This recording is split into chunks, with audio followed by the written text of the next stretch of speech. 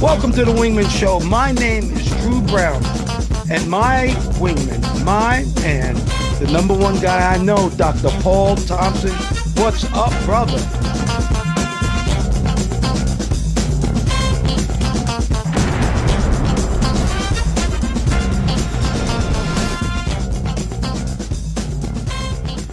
Welcome to the Wingman Show. My name is Commander Drew Brown. We are floating like butterflies and stinging like bees. Rumble, you two badass jet pilots, rumble. Who's that other badass jet pilot? It's my man, my friend, Dr. Paul Thompson. How are you, brother Paul? Hello, Mr. Drew. It's good to see you. Haven't seen you in a while. How you been? I've been great. Man. Thanks for asking. You know, the name of our show today is how to have a black job and strike gold. Be an Olympian. That's a good job. I'm not sure what a black job is exactly, but I guess we'll get into that a little bit later. That's correct. Let's start off with this quote. If you want your place in the sun, you've got to put up with a couple of blisters. That's from Abigail Van Buren. Once again, if you want your place in the sun, you've got to put up with a couple of blisters, meaning that it's tough being on top, but that means you're going to have to go through some rough patches to get there, don't you think? Yes, I agree with that. You got to go through a little bit of pain. I remember one of the gunnery sergeants at OCS saying, as we was torturing us, pain is good and extreme pain is extremely good. Of course, now, I do recall, I never forget that. True. Well, you know, when we played sports, they also said no pain, no gain. Well, that's not true. Do not put yourself in pain physically like that. That's not what we're talking about. All right, Dr. Paul, you know, this is the first week we have gotten our sponsor back, Magic Mind, and I have been taking it for the past 3 days. How's your Magic Mind coming?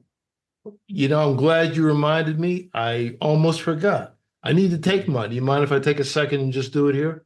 No, come on, drink up, drink up. All right, real quick, opens easy.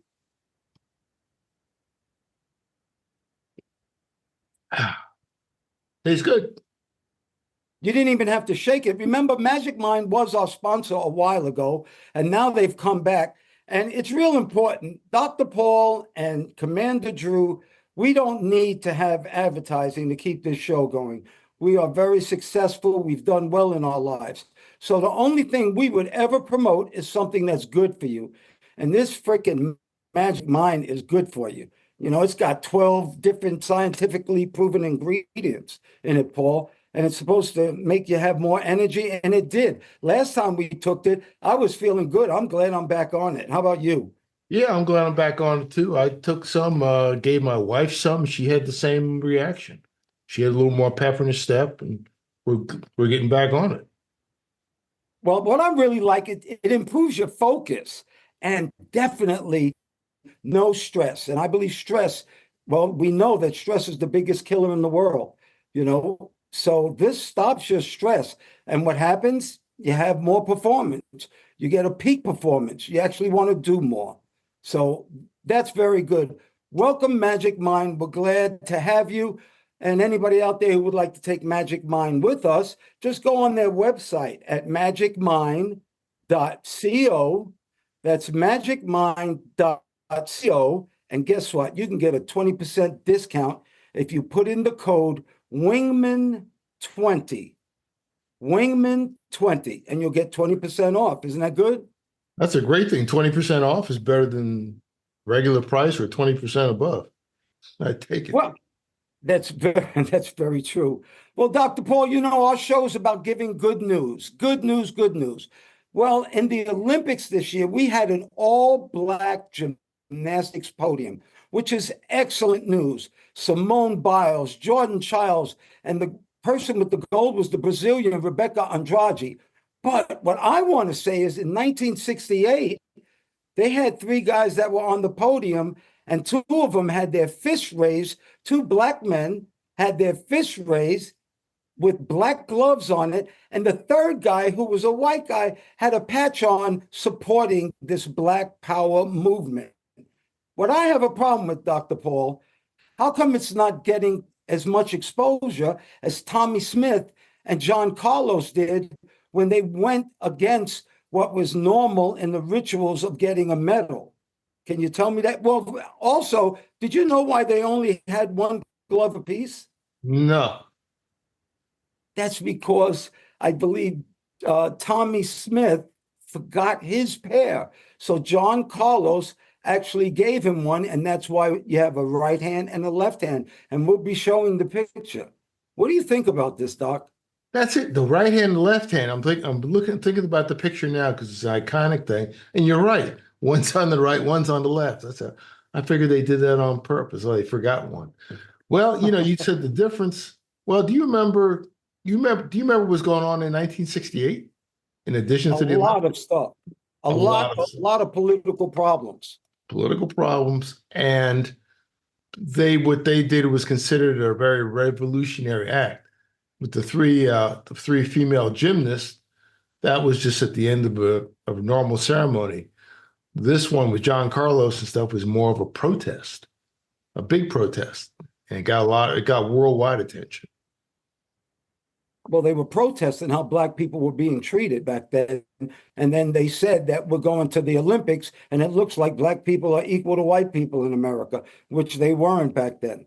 But it seems like we have come a long way, and we had three girls on the podium. And I just want good news to get as much press as bad news, Paul. Do you know what Tommy Smith and John Carlos, the organization that they came up with?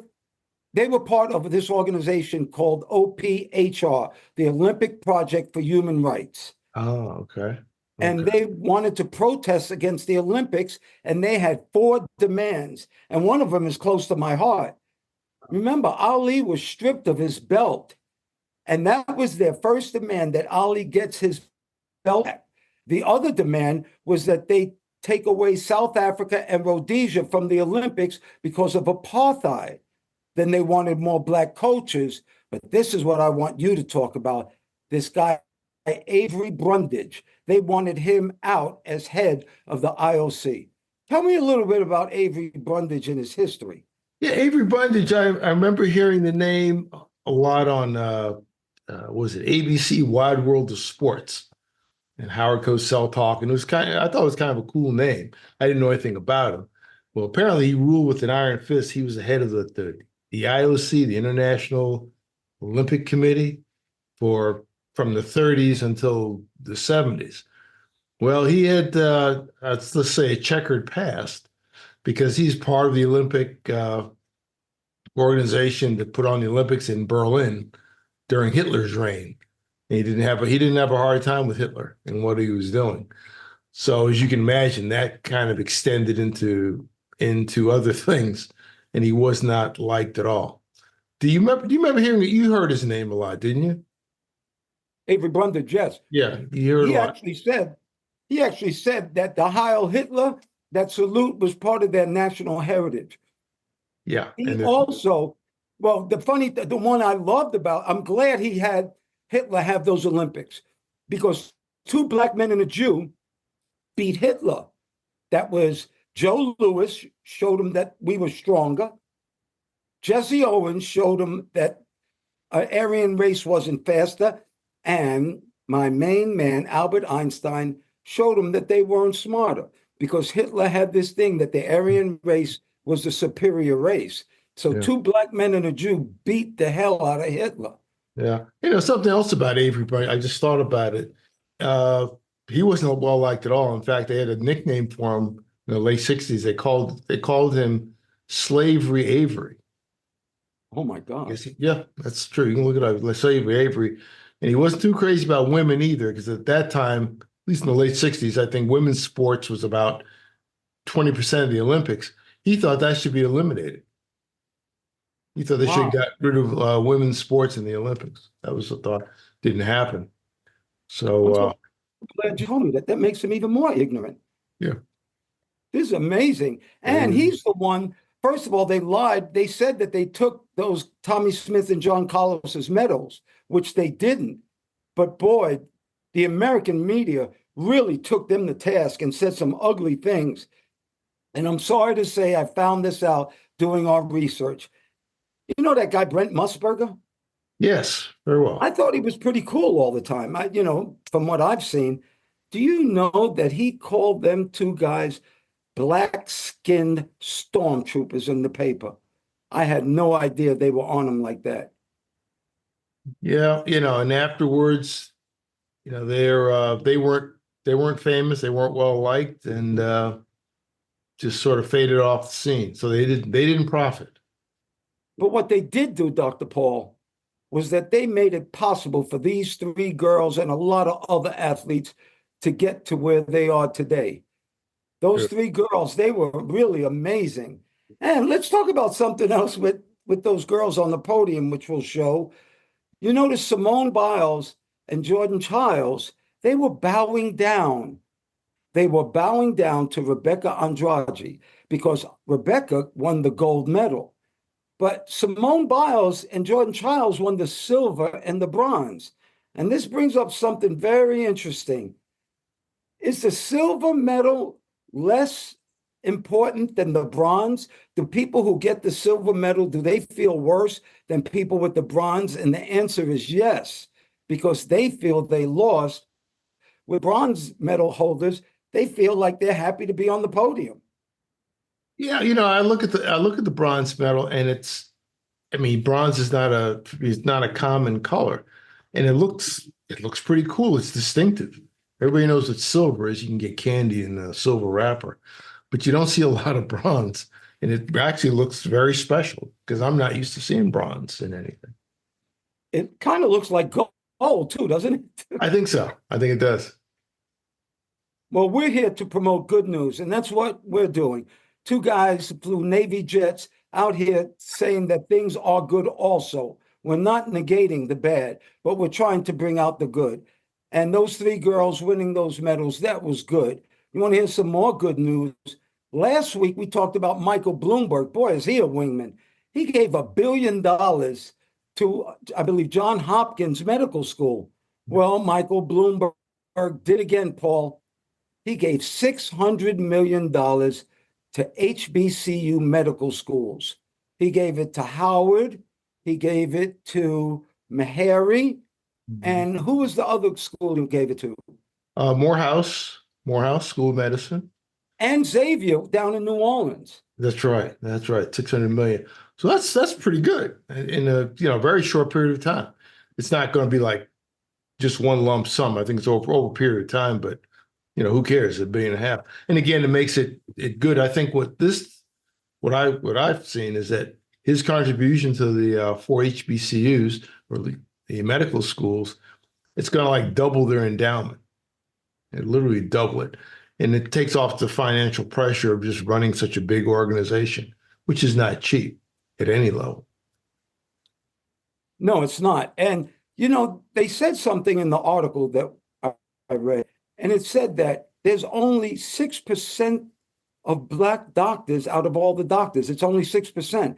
And yet, Black people are 13% of the population in America. And so they're saying that Black people's health is not as good as white people, and which is all ridiculous because I think it's all economical. But my point being that more Black doctors actually give better health care to some of the Black communities because the people there actually trust them a little more. And that's important too, because a lot of folks do, in my opinion, have a lot of hang-ups about little medical things. So if you can go in and see someone that you can talk to and not hold things back and get the care that you need, it's better than being stoic and being cool. Yeah, I'm okay. Oh, maybe on the outside you're okay, but a lot of times we don't really know what's going on until you get the blood work back. Right. Anybody And can look. the attitude where we grew up in Harlem, the attitude was, no, I'm not going to let no doctor stick his finger up my butt. Well, Right, guess what? I don't mind it because it will tell me if I have prostate cancer, which will kill me. right. So I will be a little bit uncomfortable to find out that I'm healthy, Paul. Yeah, well, that goes into your quote. You say if you want a place in the sun, you got to put up with a couple of blisters. Well, you're not going to get blisters, but it's the same concept. Like, yeah, you got to go through a little bit of stuff. It's not always going to be comfortable. In this case, if something can save your life. That's very true. Well, check out those badass jets we got behind us. Now, Dr. Paul has some A7s, and those guys are spinning around the carrier. And I'm going to let him tell you what spinning around the aircraft carrier means. Yeah, spinning, not to be confused with the aerodynamic spin where the airplane's out of control. It's just a term that they use basically when it's crowded. It's crowded in the sky and you can't fit yourself into the visual pattern. And that doesn't happen much. But when it does, sometimes the air boss, as I recall, would direct you to say, okay, such and such flight, spin. Sometimes a flight leader, you could spin on your own if you could see you couldn't fit yourself into the normal pattern. And essentially what you do is you got to stay within 3 miles and you take yourself or your formation and you just fly in that same circle. You climb up just a little bit, clear everybody, and go around and then just try it again. They call that spinning. And then when the gas is getting low, you're sure happy when they call you down into the pattern. I'll tell you that. Yes. And behind me, I have that famous FedEx plane. We love FedEx. Thank you, FedEx, for giving Dr. Paul and Commander Drew a great life, a great job, and a great retirement. Thank you, FedEx. But that's a 777 that we both flew, and it had the Panda on it. And believe it or not, they just brought Pandas back this week. So it's kind of cool that we have the FedEx plane up there with the Panda. Now, we have a website called wingmanshow.com. Wingmanshow.com. And you can write us on that website and you can ask us any questions you want. We also have a newsletter on that website, which is a great one this week. That's How to Change Your Life Now with Technology, a Beginner's Guide. And I'll just say a little bit about that. Dr. Paul, I'm in the process of buying a Cybertruck, and we'll talk about it more in some other shows, but I did it all on my phone, and that is a trip. Everybody out there, thank you so much for watching and listening to the Wingman Show on Apple Podcasts, on TikTok, on Instagram. Thank you so, so much on YouTube. Thank you. We really appreciate your support. And you can always write that letter to us and ask us a question. And Paul, I got a question for us on the frequent flow line today. I'm ready. You'll love this. There's a 19-year-old from Grambling University. I went to Southern, a Grambling University student. He says he really thinks we're super cool and great guys, and he loves our show. But he wants to be an airline pilot because he thinks it's the coolest job ever. And he found out a little bit about it because he's got this word. He wants to know about our layovers. And were they different nationally or internationally? Were the layovers different? You want to get into that a little bit? Well, that's interesting. Is that's the first time I've ever been asked about a layover time. I was talking to a young man giving him some advice just a few days ago who also wants to be an airline pilot, and we're going to be attending the same convention in a couple of weeks. But yeah, internet. I think what the rules changed. I think they changed the rules last year, or maybe it was this year. Might have been a month ago. But generally, domestically, they typically give you 8 hours off at a minimum, maybe more. The big thing is just not supposed to be you shouldn't exceed flying 8 hours in a 24-hour period. You have to have like minimum rest. And if they've got any kind of collective bargaining or labor agreement, that's already there too. In some cases, the agreement might be more restrictive than the federal regulations, as far as I know. Internationally, you typically get like twice your flight time off. And guys I knew in the past airlines, typically they went internationally. They didn't lay over a long time. I think 28 hours was kind of standard for them. I remember FedEx, it was years ago since I did it, but my layovers would vary between internationally 24 hours and 72. We could have very long layover or even longer. We had an unusual schedule. We sure did, Paul. Actually, nationally, why we love FedEx so much is, first of all, there's no people, and packages don't complain. People do. But more than that, when we first worked at FedEx, we flew at night because, remember, the packages got to get there by the morning. So we typically go to work at 11 o'clock at night. we'd brief up and we'd take a flight somewhere, we'd rest there and take the flight back to Memphis. So if you were junior, you probably got that 3.5 hour flight to Oakland. If you were senior, you got a 20-minute flight to Birmingham. So that was the difference. But what I love, the difference between this airline and all the other airlines is we had longer layovers. I used to want to be a Delta pilot so bad until I met a Delta pilot and he started explaining to me some of his layovers and the money he made. And boy, did FedEx beat the heck out of them. But remember when you want to talk about a black job? Remember you asked me what a black job was? Yes. I'm going to put a picture up so anybody watching on YouTube or can check out the Instagram. Here's a picture of myself, Dr. Paul, and our good friend Keith Miller, 3 black pilots who took a 777 to Paris for the weekend. And you asked about a layover. It was a 3-day layover in a first-class hotel. That is a black job. And thank you for my black job, Paul. Yeah, well, that's good. I still remember that. Got the picture. Got the picture behind me.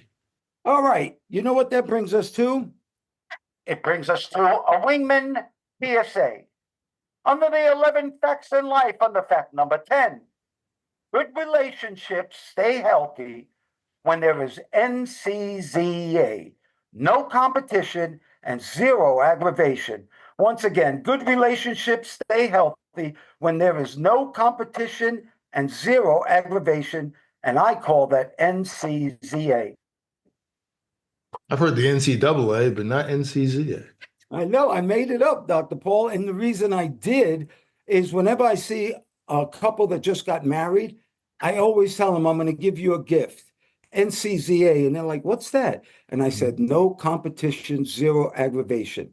Meaning when you're in a relationship with somebody, even a friend, when you're in a relationship and they have some good news, that's not the time to tell them some better news that you had. Let them have their moment in the sun. Tell them about your promotion tomorrow or the next day.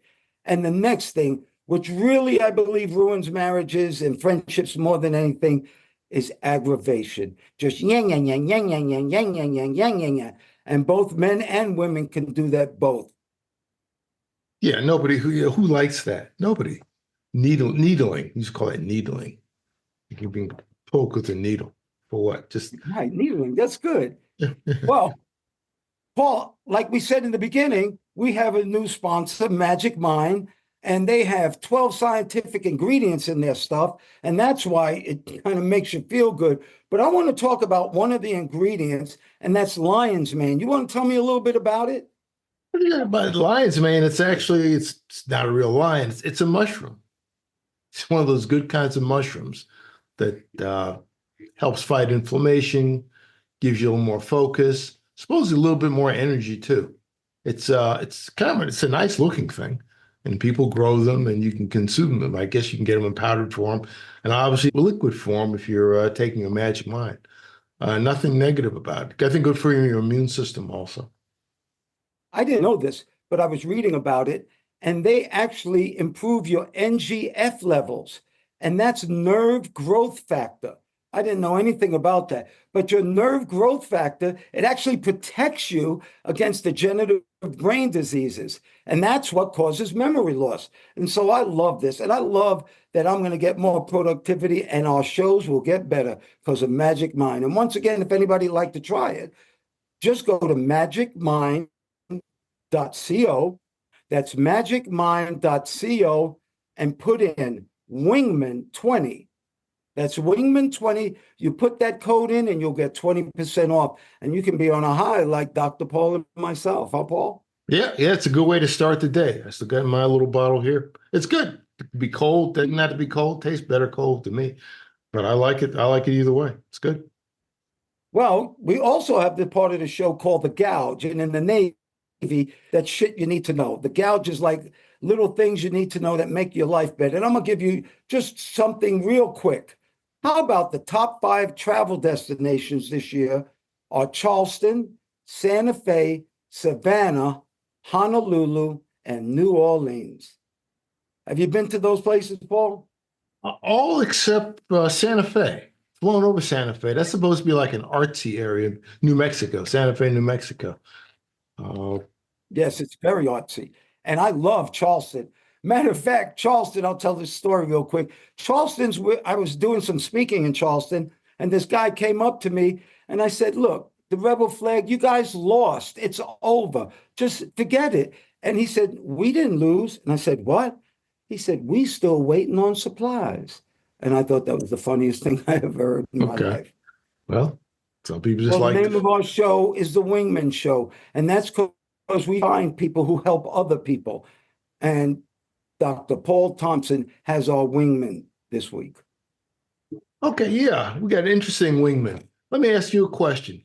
You watch TV every once in a while, especially sports, especially basketball. You know Jake from State Farm? Yeah, he's getting Okay. hit too. Did you notice that? Yes, yes. State Farm. Yeah, he's everywhere.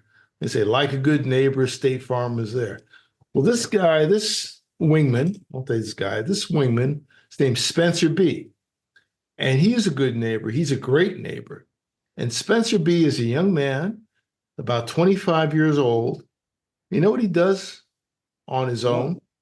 He What? cleans up yards. He cleans up yards. He's got a landscape business. Spencer B's mowing and pressure washing. And he cleans up yards that are overgrown and fallen into great disrepair. Does this for free. And it's an amazing thing, especially if you see a video. He transforms these yards that have been unkept and abandoned for years or decades.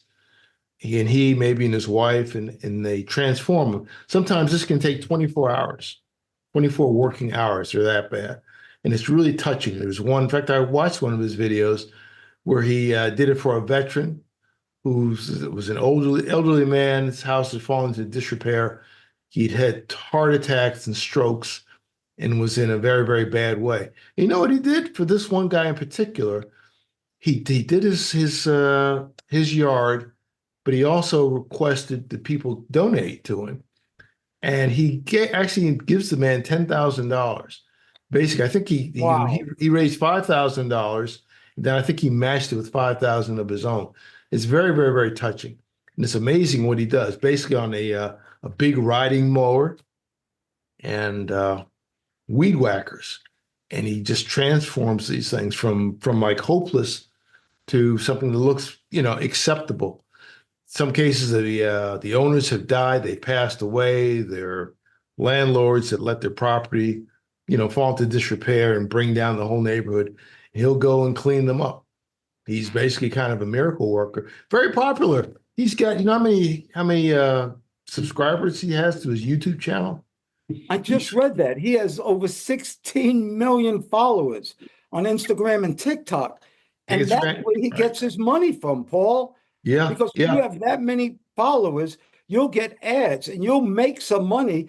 And I love that people who make money from this actually give it back, like Mr. Beast did. So I think this guy is great. That's a great thing.